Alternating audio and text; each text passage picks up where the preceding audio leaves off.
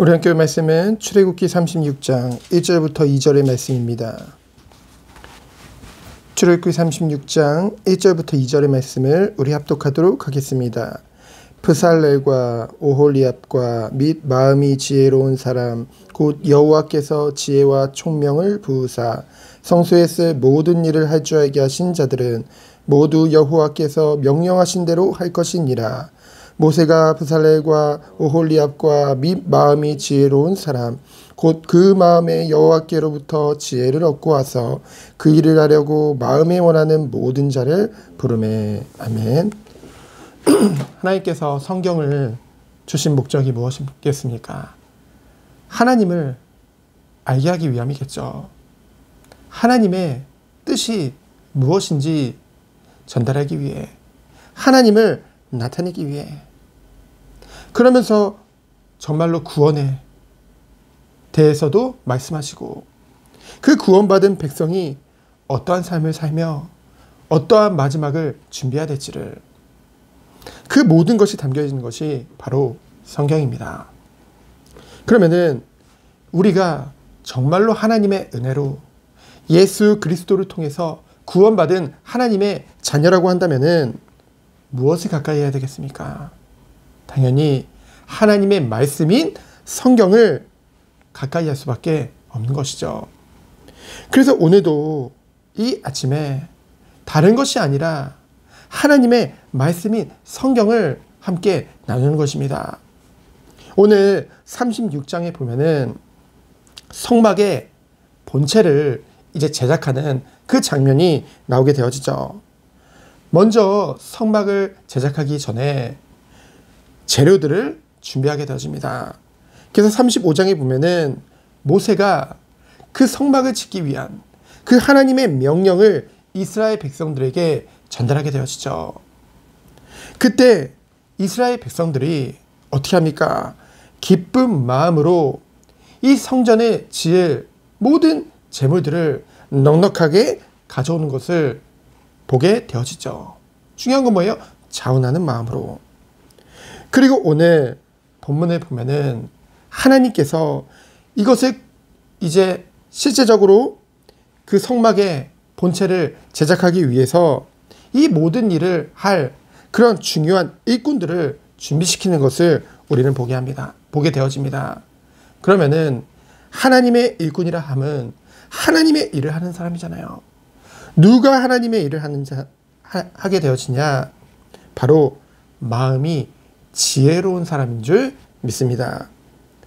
오늘 1절에 보면은 여호와께서 지혜와 총명을 부으사 모든 일을 할 줄 알게 하신 자들이라고 했죠. 그들이 어떻게 했어요? 여호와께서 명령하신 대로 한다고 했습니다. 여러분, 마음이 지혜로운 사람이라고 했어요. 머리가 아니라 마음이라고 했습니다. 결국 중심이라는 거죠. 하나님의 일은 머리로 하는 게 아닙니다. 마음과 중심으로 하는 것이죠. 그렇기 때문에 하나님께서 지혜와 총명을 부으셔서 뭐예요? 모든 일을 할 줄 알게 하신 자라고 했죠. 여러분, 하나님이 지혜를 주신 자, 그 마음이 지혜로운 자들의 하는 자세, 하나님의 일을 하는 자세는 어떠합니까? 뭐라고 했어요? 여호와께서 명령하신 대로 하여. 바로 순종인 줄 믿습니다. 내 머리, 내 계산 아니요. 하나님의 말씀에 순종하는 것. 그것이 하나님의 일을 맡은 자들의 특징인 것이죠. 그러면서 2절에 보면 뭐라고 했습니까? 브살렐, 오홀리압 및 마음이 지혜로운 사람 곧 마음에 여호와께로부터 지혜를 얻고 와서 그 일을 하려고 마음에 원하는 모든 자들을. 여러분, 계속 반복되죠. 머리가 아니라는 것입니다. 마음입니다. 하나님의 일을 하는 데 있어서 키가 바로 머리가 아니라 마음이라는 거죠. 중심으로 하는 것입니다. 하나님이 마음에 감동을 주시고 지혜로운 마음을 충만하게 하셨다고 했죠. 가득 차게 했다는 거죠. 35장 35절의 말씀입니다. 그래서요, 하나님의 일은 계산하고 재고하는 것이 아닙니다. 중심으로 하는 거예요. 우리가 계산하면 예배보다는 세상 일이 우선이죠. 우리가 계산하면은 당장 우리 자녀를 봤을 때도, 후대를 봤을 때도 신앙 교육이나 기다리면서 기도하기보다는 세상 교육과 잔소리가 더 빠르죠. 하지만 정말로 우리 자녀들, 다음 세대들을 변화시키는 것은 무엇입니까? 바로 우리의 마음과 중심이 전달될 때 변화되어지는 것입니다. 하나님께서는요, 우리에게 모든 이들을 맡기셨어요. 우리의 능력으로는, 우리의 머리로는, 우리의 지혜로는 안 되는 것입니다. 그래서 하나님은 우리를 부르실 때 이미 이 모든 것을 계획하셨고요. 하나님이 그리스도 안에서 우리를 구원하시고 우리를 부르실 때 정말로 성령께서 우리 안에 내주하신다고 하셨어요. 그리고 충만하게 하신다고 하셨죠. 그래서 우리들은 이 은혜와 사랑 안에서 마치 이 본문에 이 이스라엘 백성들이 열정을 가지고 주님의 일을 위해 기쁘게 참여한 것 같이 우린 무슨 일을 하나님께서 맡기셨을 때 이것이 하나님이 응답하신 거다, 하나님이 정말 준비하신 것이다 확신을 얻으면 처음에 열정적으로 하거든요. 근데 뒤로 갈수록 그 첫 마음과 중심을 잃어버리게 된다는 거죠.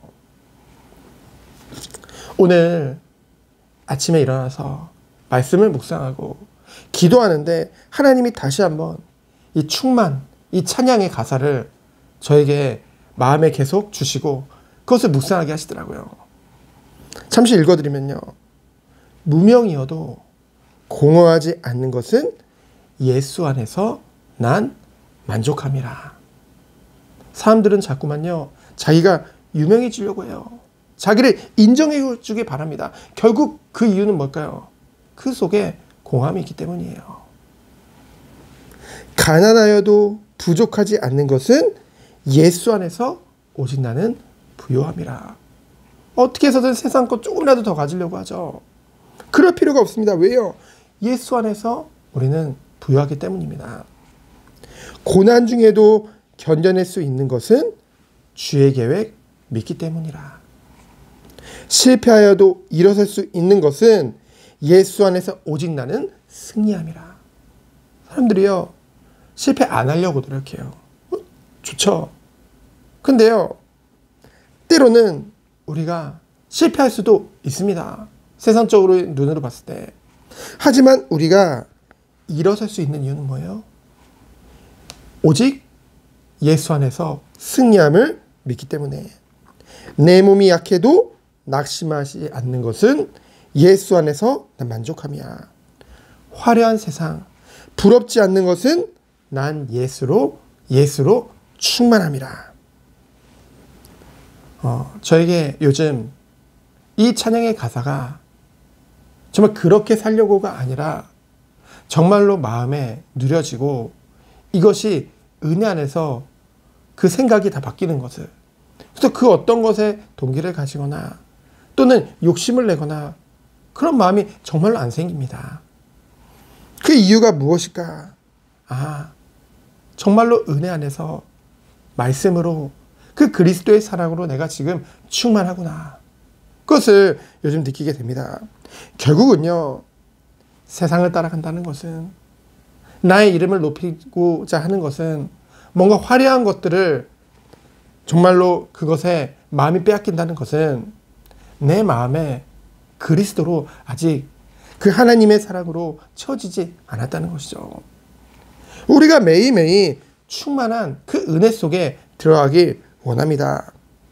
정말로 다른 것을 바라보지 않고 오직 예수님께서 우리에게 베풀어 주신 그 사랑, 하나님의 백성을 하나님께서 얼마나 사랑하시고 정말 얼마나 소중하고 귀하게 보시는지, 그것이 정말로 말씀을 통해 깨달아지길 원합니다.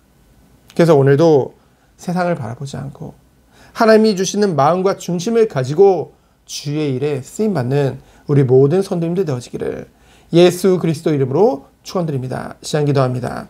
하나님 감사합니다. 썩어 없어질 세상을 바라보는 것이 아니라 우리 안에 충만케 하신 그 은혜 안에서 오늘도 주님이 주시는 마음과 중심 가지고 주의 일에 순종하며 나아가는 우리 모든 손님 되도록 주께서 축복하여 주옵소서. 살아계신 예수 그리스도 이름으로 기도합니다. 아멘.